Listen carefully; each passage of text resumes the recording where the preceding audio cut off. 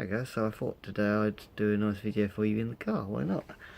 Lovely stylish 60 dashboard that you probably can't even see because it's a bit dark in here. I am running on a little floodlight on the floor, so all fun and games. I've got the rear arches all epoxied up now, so they're all ready to go. Once they're dried off I can get some paint on them and then some stump chip. Yay! The engine, it now runs really nicely. So really nicely.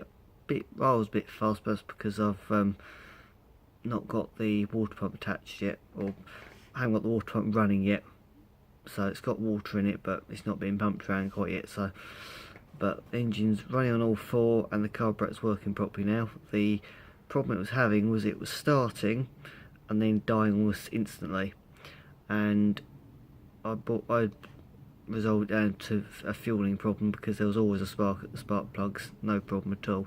So I got hold of an old stock fuel pump from an auto drum a few weeks ago and decided let's stick it on there. We then know for absolute certainty the fuel pump shouldn't be a problem, and put that on, and then still the same problem. So obviously that means that you've eliminated that, so you move up to the carburetor, because there's only two bits to this fuel system, which is those two things. And the carburetor was, I came to a conclusion that the way it was running was as though it was building up fuel over a long period of time, and then as soon as you started it basically just gobbled it all up and it wasn't replenishing it fast enough. So to me that aimed towards a sticking needle valve that the float shuts and closes.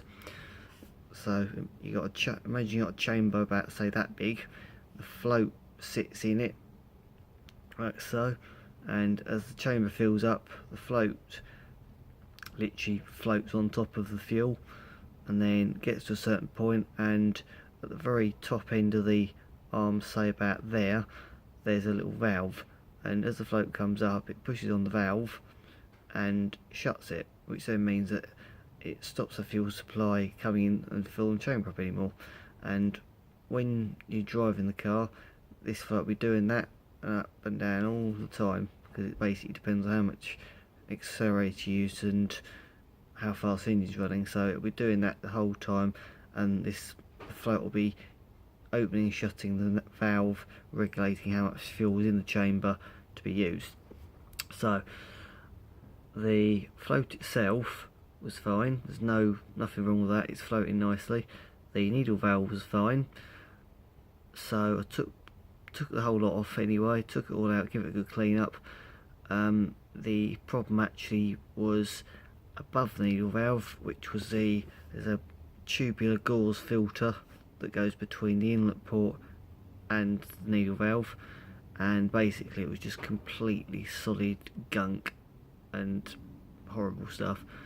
So how on earth fuel been getting through it is an absolute miracle to me, but it had been, and it had completely jammed it up. So took the little gauze filter out, cleaned it all up, put it back in.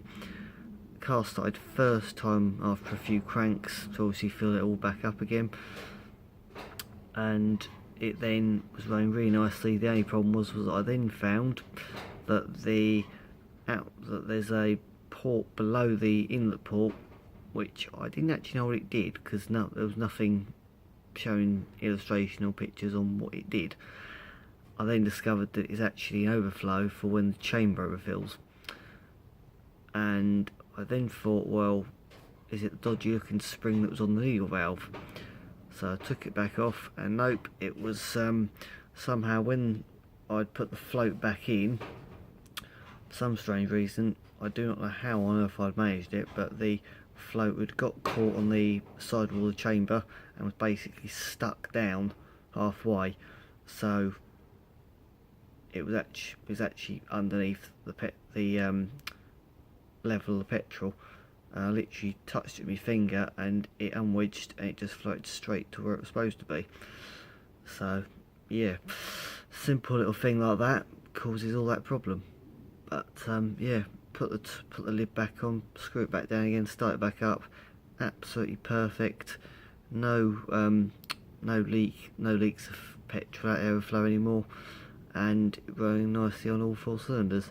Just obviously needs a tune up, and it was running full blast on choke because at the moment I've got the alternator mounted now, and my tensioner that I fabricated fits perfectly, it will do the job splendid.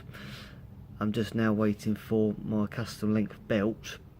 I'll go obviously between the water pump pulley, alternator, and then the crankshaft pulley, but sadly it's not an not an off the shelf item because of the fact that this is a custom setup for me. So I've been to a few manufacturers, couldn't get one the right size, so I spoke to our supplier at work the other day and gave him the length and dimensional specifications of what I needed, and hopefully a new belt should be here by about Tuesday, which will be exactly the length I need, and I can then get the alternator set up all done, so the water pump all spinning, and then hopefully find out if the auto choke works, because the auto choke on this is water controlled.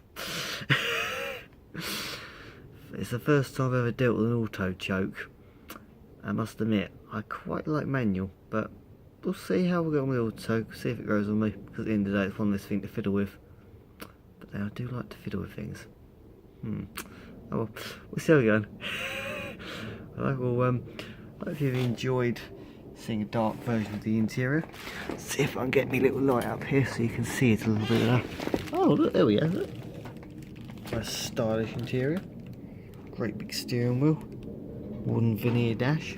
Yeah, could be worse. I quite like it. It's a bit different to the other cars I've got that are either plastic or leather. So yeah, the interior of the car's in a bit of a state at the moment. You won't be able to see it in the photo in the video because it is quite dark. The bumpers are in here, and just about every random thing that I've had to do stuff on this car is in the back. So yeah, it's a bit of a mess, but luckily it's so simple to put back together. The front seats are only 1 bolt, which is slightly scary when you think about it, but hey, makes it easy to take apart. Back seats, I don't think I've actually undone a single bolt from the back seats actually. It just either slots in place or has a metal strip that bends over. So yeah, nice and simple and easy. I like it. So yeah, hope you enjoyed the video, and keep you up to speed with how things get on.